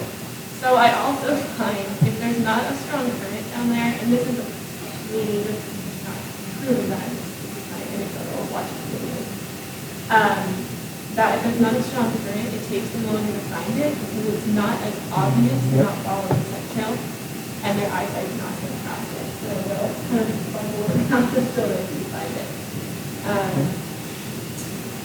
I'll also point out that Christine talked about the electroreception that sharks use to pinpoint stuff with close range and the lateral line. And if you have a bag full of dead stuff, it's not moving, so the shark's not going to get any lateral line into it. And it's not contracting its muscles, and it's not ventilating, so ions aren't crossing the gills, so you're not going to have an electric field. So right off the bat, that's 2 of the senses that it would use that are no longer relevant. And then you add that, the eyesight that Christine was talking about, so you know, 3 out of the 6 senses that they basically cross out. Stripped. Do you think they're almost overwhelmed by because they're not adapted to being so that light really? Do you think they're kind of freaked out a little bit or something? Or is it just like really used to it more than usual? Or? Yeah, it's hard to say whether or not they're overwhelmed, right? But I do think that so when an animal has this landscape that we all live in, right? So the way we describe it is we're all at our homes and we go out and compete, so then we find out is it worth going to the supermarket or not? And so these fish are the same way. Is it worth me going into this strange environment under this light that I don't really recognize my fish, I'm hungry? Is it worth me going over there and actually going out to the fish? Which is why these typically that see about an hour before they're comfortable, they're coming into the light. And it's not typically like boom, on, and like getting out the back a little bit and then they're kind of so it's hard to answer, but it's effective, right? And we're working on other designs that help us using that light for that. I'll add, we don't use light because we're only at 40, 50, 60 feet, so we don't need artificial light. But what we did find in brown version number 2 is we went from aluminum to white PVC. And we saw an immediate response. Again, some of these studies are thousands of hours of data, ours are not, because we have 11 projects going on, this is one of them. But we absolutely saw we weren't really as comfortable with this big, bright, white PVC than we were with this muted aluminum that kind of faded into the landscape. So our version 3, which you saw earlier, is back to aluminum, with some of the features we liked and some of the features we didn't like. So again, it's just part of the research and experimentation. So we can't speak to the light issue, but obviously logical based on how much time it's in this thing. Speak to color and how that affected the company level of these fish come greater to work with. They were, we hung around so much water on the outside, that was a problem. You watch another one? So these are some more overs that we got. Oh my God! God, look at that big reflective eye. But I think you watch it maybe get without sound really easy to know. I get very excited when I watch it.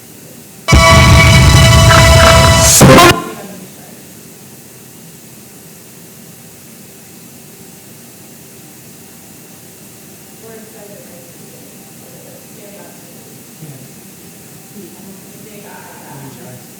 Yeah, so, and when you see, they want a bigger eye, it helps them capture anything like down there. And then on top of that, a lot of other things on the two, they have a student team. So we get this reflective layer on the back of the eye that when you shine that into it, it looks like it's glowing back green instead of just shining like back. And what it's doing is it's really allowing the shark to absorb more light, because it's absorbing light into the light comes in, and then the light just bounces back out, which is absorbing the other side. And so if you talk about it, you talk about like shining lights, you talk about other eyes, you talk to the cat eyes as well. So big eyes, look like they're glowing, also very good. And another one.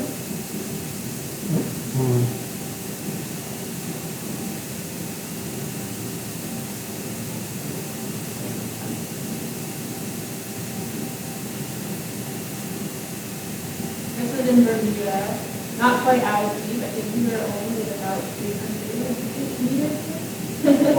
Not as deep.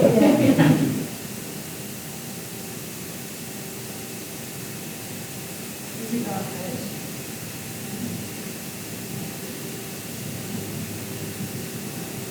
And what we found is that these guys are actually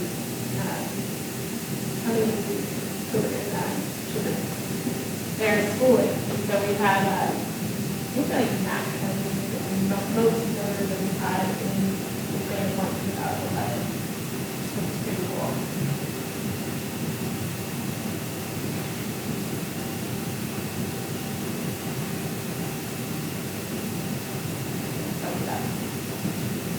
You know the next one?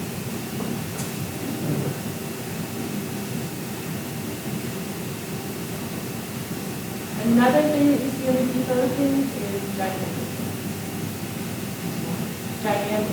So animals get much better. This is another stick gill, also in Bermuda. Look at that tail. So on this camera we didn't have lasers that go out to the other side, but they can get super cool. So if you want to yeah, I would love to, but if you watch it again, there's a reason they call it lasers. So I mentioned earlier that the majority of sharks have 5 gills, and a lot of your more prehistoric sharks, many of them are found in the sea. And these guys have 6 gills. And this allows them to capture more oxygen. And that tail, they're not very fast moving birds, right? If they're chilling down there, they will scatter a lot. They're definitely moving. And what's great about this shot too is what I realized is that these sharks are making a migration every day. So they're living down deeper, 1,500 meters, and then they'll come up to like 700 meters at night. And this is because their food is just really good. Really cool. So I started doing drops overnight and doing a slightly shower. So I usually start finding crystals after about 1,000 meters, within 1,000 meters. But at night, when I do the overnight drops, I start finding them closer to 7 or 800 meters. What do you think the biggest animal migration is in the whole animal kingdom? What's that? sorry. So, I mean, there absolutely are animals that move. Yeah, and currents seasonally. So that can happen over the course of weeks, months. Because, as you said, the water temperature warms and cools depending on the season. And the global circulation of the gyres. Yeah, absolutely. So there are animals that migrate according to that. But the largest migration of biomills, the living animal tissue, on our planet happens every single day. And it's biomass, living organisms from the deep sea up at night and back down every day. That's the largest migration of living tissue on the planet, from the deep sea up and back down. So it's not just the little stuff that are concerned about the big migration, the big ones too. And another really cool thing watching the sharks, not like the rigid ones, the rigid they go, it's then undulating, slower, the lobe on that caudal of the tail, and the top lobe is much larger. And so there's not, you can't think of editing, slow growing, slow moving. And sharks also, in this area, they have to worry about pressure. And so a lot of fish, not sharks, they have swim bladders. So how do they go down the deep without having tissues with a pocket of air in their body? Well, sharks don't have the tissues. They have very little air in their system, like humans, that we do. They actually have, in order to make sure their buoyancy is accurate, they have very, very little fingers. So they don't have to worry about that. And then on the opposite end of the spectrum, last one I know, I think, the next video, this was a giant. The next one,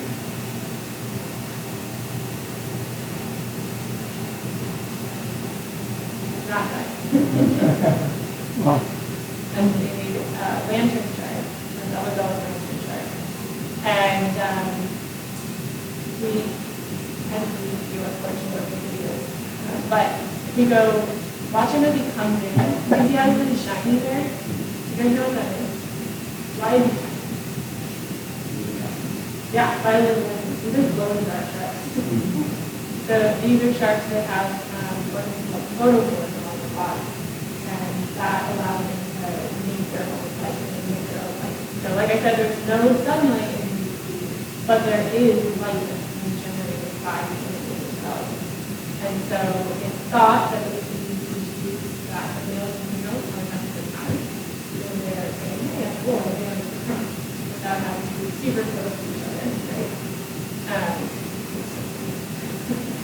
right? Hopefully bumped into your Right? Not great eyesight. crash.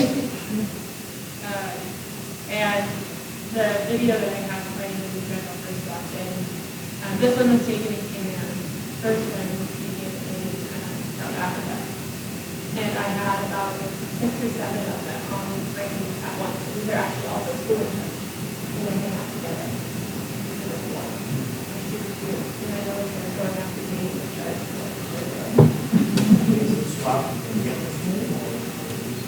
So for that study, I was actually up in St. Lucia, which is really close to the middle of nowhere. Very nice. Up in the woods. We had hoped to do more work in Newtown, but when I got there, it was work up pretty much. So I was not going to show there. Except for the fact that Remember that dinosaur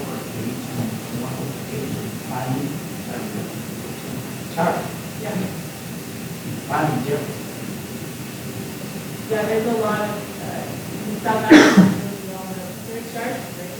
Especially white sharks. Yeah. And this isn't easy, but you guys are familiar with what's happening with white sharks, specifically in the South Bay and these areas. So orcas are trending right now. Everybody loves orcas. Because they're taking up ships, but also because in the last few years, there's two brothers, orcas, they're called Orcas brothers, because their dorsal fin is lost back again. And they've actually figured out how to start killing white sharks. What they're doing is they're finding the white shark, flipping it over, and putting it in what's called powerful mobility. So if you flip a shark upside down, you're basically going out of constant, which is nice if you're trying to tag them. But what then that allows the orcas to do is they just basically surgically keep the liver out. So you're not really doing that a lot. You just want that fatty liver. And so there has happened so much over the last few years in this area that the white sharks, they're kind of move out. It's not worth it. 7 cases a year, not worth it. I'm leaving, I'm moving. And so it's just super interesting to see what we think of these apex predators. Pop into a chain, getting scared of another species. And you'll see us talk about it if you watch the Shark Week show. We had gone there to go and try to find 7-gill sharks. They're not 5-gill, no, so 7-gill sharks. Also pretty interesting. And they're usually pretty easy to find out in the coast. I'll see them in a couple of days. And you'll often see them sitting out there. They can get pretty big if you're about to see them. They're really cool. They're sharks. And so what we found out, over 2 days of there, only 3 of them washed up on the shore. So think about how many people wash up on the shore. You mean without livers? Without livers. Yeah, so that's how we do it first. So in the show, we go on a adventure trying to figure out where are these 7-gills. We know that the white sharks are able to go far away, but the 7-gills are not doing as high as the left. So there must be somewhere near where they're hiding. And spoiler alert, we do find them. And we find them right in front of our hotel. In the harbor, in like 15 feet of water under a wreck. And there were 15 of them hiding in there, from small to large ones. And they're in the dark behind the kind of flashlights on them. And they were full on hiding, all healthy together. See, everybody loves liver. Dolphins are tricky, and orcas are really just big dolphins that are cute. But remember, they're smiling at you like they're happy to see you. Their jaws are shaped like that. They'll smile at you as they kill you. Either a shark person or a dolphin person. That's right. Well, I very much agree with the shark person was involved. How about with the rising temperatures in the water, how that impacts on sharks? Well, I'll just take the first shot at that one. Josh and I were just talking earlier, because we've seen in the news this week, last couple of weeks, there's some water temperatures down in Florida that are 100 degrees. Really trouble. We were also joking, I said, you went to a hot tub at 100 degrees, it takes me 5 minutes to do it, because it was so hot. And we literally were taking some of these corals out of the water down there to preserve it.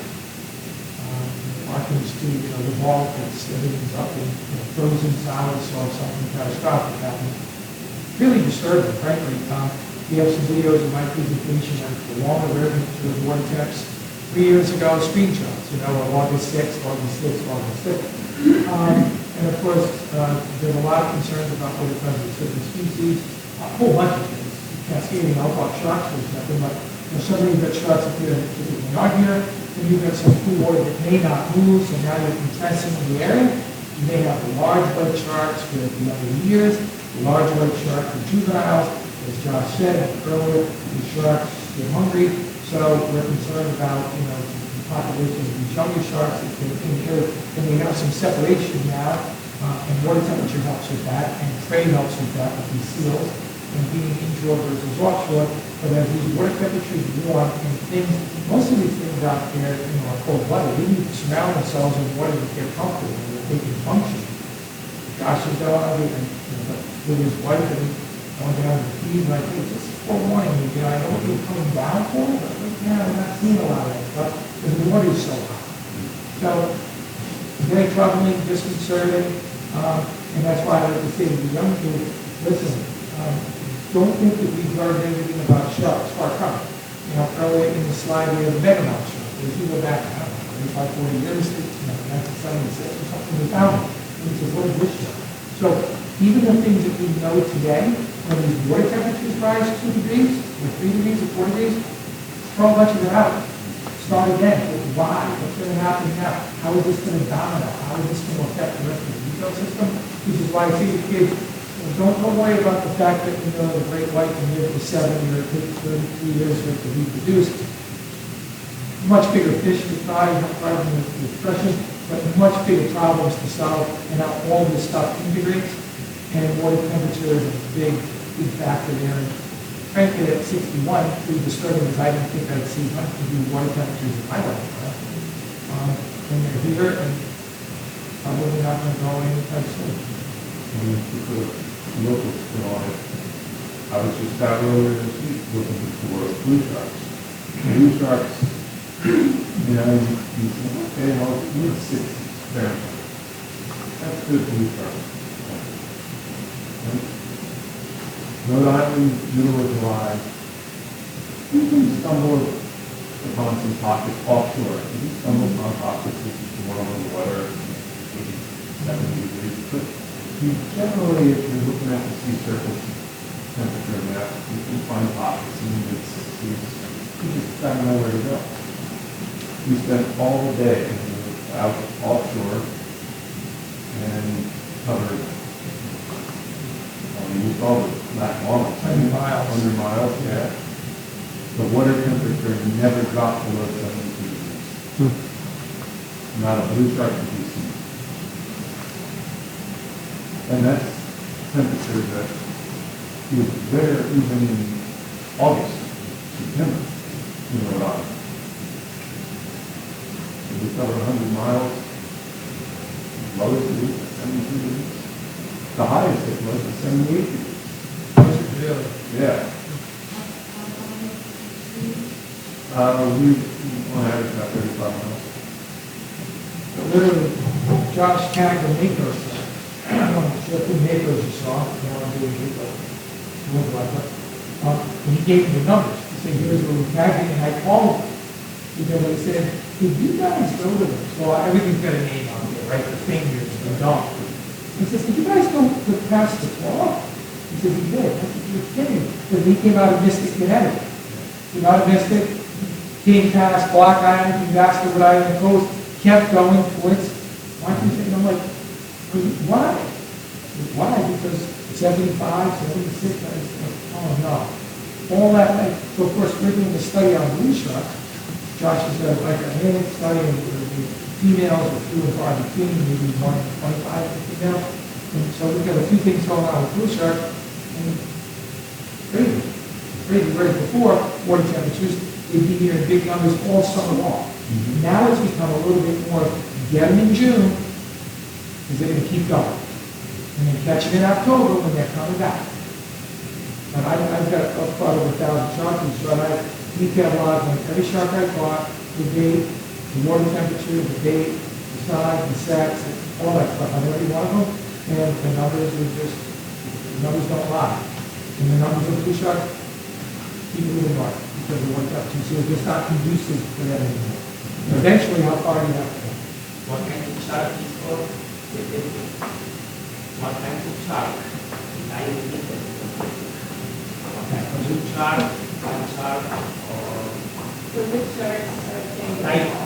I don't think there's any shark that's okay at all temperatures, but sharks have ranges, right? Like if you look at a mako shark and say, what temperature do you want to be in? A bunch of studies study the mako sharks like 62, 63, 64. You can find it in a much broader range than that. White sharks up here, about 50 degrees is when they say I've had enough, too cold, because they can raise their body temperature, as Josh said, in the current. But when they raise it, they're using energy to do that. So at some point, how long do they want to raise their body and at what cost? But white sharks, you'll see them 50, you'll see them in the mid-80s. So some of these have a very wide range. some of them are much narrower. And because most of them are jumping at 5 and 6 of these things out of 500, and we provide up to 99% of the sharks have to go where they feel comfortable and where they can perform and when they're optimal. So they have to surround themselves in water that they feel good with, which is why when we go off, and Josh said it's a lot about where's the water temperature, where's the bait, where's the bottom structure, you know, exactly, yeah. And of course, as you go deeper, the water temperature changes. And as Christine said earlier, talked about some of the bait and where they are on the water column and everything. Depending upon where the bait is, they'll be. If the bait's high, and it's 80 degrees up there, they're probably north into Massachusetts, up into Maine, saying, enough of playing this game. Trying all day trying to find where I'm comfortable. I'm going somewhere where it's all wrong. Which leaves us down here saying, uh-oh, you know, in terms of research we're trying to do, and sharks we're trying to get to, which is why I said it's become more of a calendar game for us, which is these species, it always has been, but it's much more extreme now, which is let's get those blue sharks early, because they're not going to, most of them, they'll still stick around, we get some fall season long, but the majority don't like that.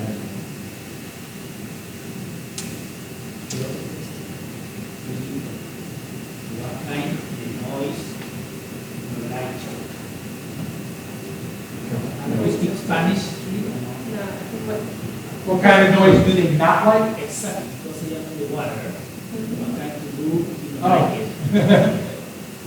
Not because sometimes you like it, the bird making noise, the vapor, and vapor doing some noise, the light on.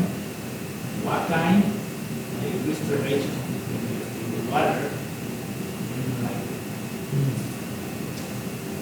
I'm not sure I know what type of song they don't like. I know what type of song they do like, but I'm not sure that when you go back through time, you know, a boat explodes and it sinks and there's hundreds of people, 1,000 people in the water. That attracts them. When we go off, we have a little device that has a beat to it. We go under the water. There's frequencies that they really like. The first thing the shark does is hear. They can hear for a couple of miles, so they don't smell. We've got showing things. First thing, and when you go off on a dragger, one of these commercial draggers, and you drag the net, and their boat is, and I know we're way over time, really quick, the boat is just, and then suddenly, boat takes its tone, and now they know those nets are going to come in. Yeah. And they know that as they have to kick the depth, which they fall, they drop all the fish, and now it's on a conveyor. If we want that one and they fall into the water, the sharks know it. When we go offshore and we tuna fish, and you're trolling, right? Same speed. Then you hook up, yeah. We have trouble getting the tuna in if there's a lot of dusky sharks around, because they know that change in tone means two things. Either we're picking up for the day, or we got to fish it. I know what attracts, but in terms of the noise, something that they say, oh, this is too much for me, I don't know. Yeah, I think it's really difficult to repel sharks with noise.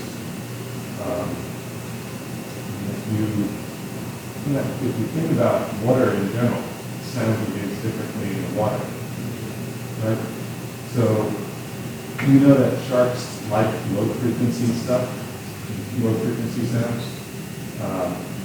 And in fact, if you look at what shark ears are capable of hearing, the sensory cells and the nerves that carry the stimuli from the ear to the brain, they start to fire when lower frequency sounds hit those ears. So if you think, okay, humans don't really have any problem hearing anything in the 10,000 hertz range. Sharks are down typically in the hundreds. So much lower frequency sound. That's what they're optimized for. Most sharks. What about wind turbines? Yeah, the wind turbines, that's one of those things where you want, as a scientist, if you want to get grant money to study that, you can go to the people, the companies doing the wind turbines and say, well, look, I can offer you some scientific data, so it's not just speculation. Of course, I'm going to sound like a cynic here. My views do not represent those of the Atlantic Shark Institute or Hughes Robotics. But I'll just say, in most cases, there's definitely a strong hope that the scientists who take the grant money will find that there's no effect. Right? So he's paying the bill? Yeah, so, I mean, we hope there's no effect because we don't care about ocean health, right? But then there's also the optics of it becomes a lot harder to construct something if there's a PR issue of put that wind turbine here, the whales are going to disappear, the sharks are going to disappear, which it's not quite as big. In many cases, wind turbines will act like artificial reefs, so you get lots of bluefish and stripers and things like that. And of course, sharks will freeze by. The pelagic sharks, the open ocean sharks, the blue sharks, the makos, the oceanic whitefish, they'll frequent the perimeter of that area. So they won't hang out as close to the turbines as, say, bluefish, but they'll be in the general area. Then the Gulf of Mexico, the oil rigs that they have down there, some of the best places where you can see NATO sharks are around those oil rigs. But the question of, okay, well, that's the physical structure of the ocean. What about the sound? What about the vibrations? What about the transmission of the electricity? Every one of those things can affect shark behavior because, remember, the sensory biology recap that Christine gave you, sharks can pick up on all of those things. So that's an active area of research. Is there anyone who is studying that, so what would come next? Is there a way so that the sound doesn't, or vibrations don't affect it? I mean, that's a huge problem. Intelligence and all that, is that something that someone's working on? There's been a lot of research, especially here for that ability to how wind turbines and what goes back to the environment in general, and sharks included. I'm hoping that these products will help design for sensors so we stick it out there and move properly. All right. Well, thank you. Yes. Steve, time this morning, and thank you for coming. We'll be here again next Thursday.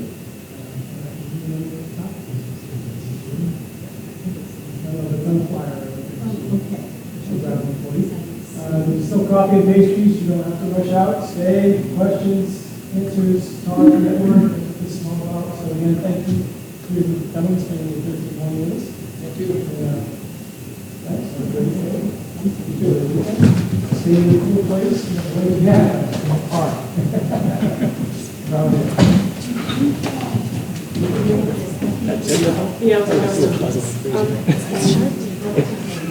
Everybody wants to talk to you.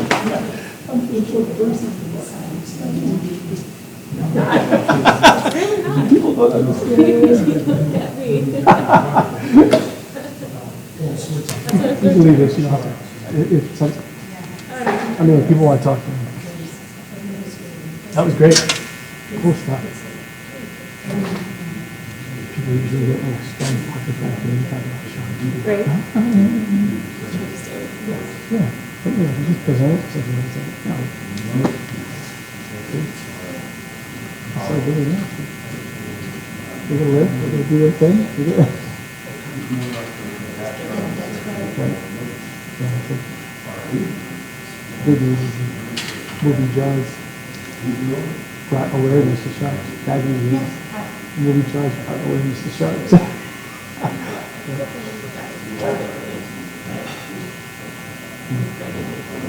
Yeah.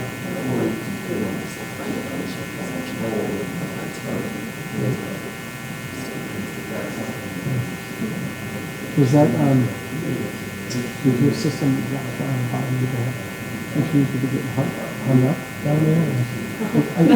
Yeah. How do you do this? And it's on in the case study, so that everybody that goes down and look at it, and then I send the sample to the board and drop it.